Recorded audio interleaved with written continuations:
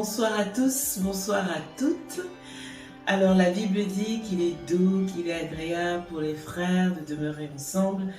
Je suis très heureuse d'être là avec vous ce soir, même si je ne suis pas là physiquement.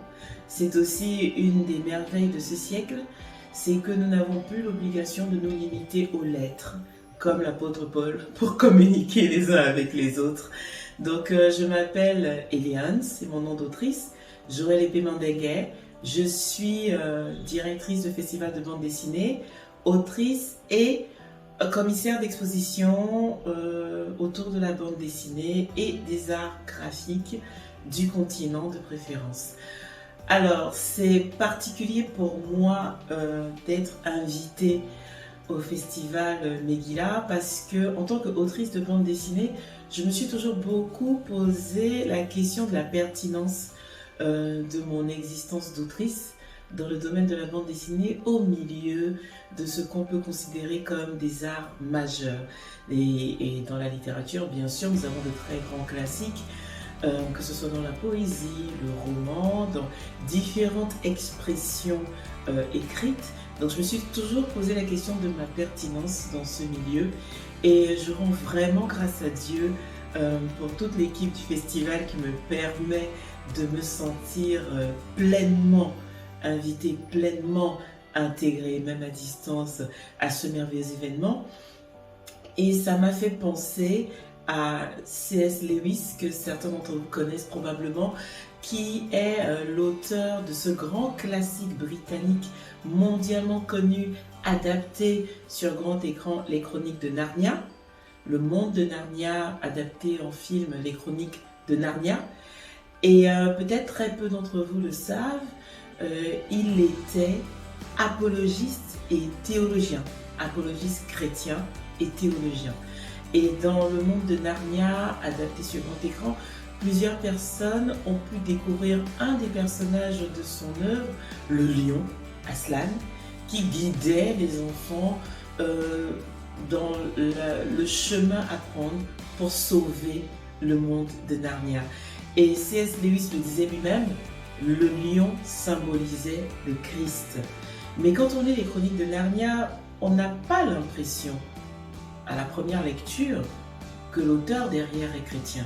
Il parle de magie, de portes qu'on traverse, de sorcellerie, de magiciennes, de mondes fantastiques, d'êtres étranges. Et c'est intéressant qu'il rentre ainsi dans la littérature britannique. Ça m'a permis, et à lui et d'autres personnes, qui m'ont permis d'assumer ma place en tant qu'autrice de bande dessinée et de nourrir la réflexion sur qu'est-ce qu'un auteur chrétien. Est-ce qu'un auteur chrétien commente uniquement les Écritures? Est-ce qu'un auteur chrétien crée des œuvres pour encourager uniquement les fidèles, les brebis du grand troupeau du berger? Qu'est-ce qu'un auteur chrétien? Et donc, avec ce festival, j'espère qu'on aura des discussions, des échanges, de l'enrichissement sur l'identité même et la pertinence de notre existence dans le paysage littéraire mondial.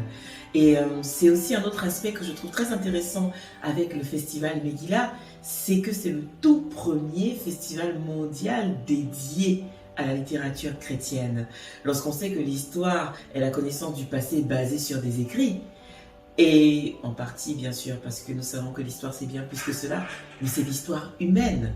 Nous, en tant que porteurs de Christ, en tant que vase de transmission de la volonté de notre Dieu par son Saint-Esprit, comment est-ce que ce festival peut être un vivier au fil des années de tout ce qu'il y a comme création d'auteurs chrétiens pour aller à la conquête du monde?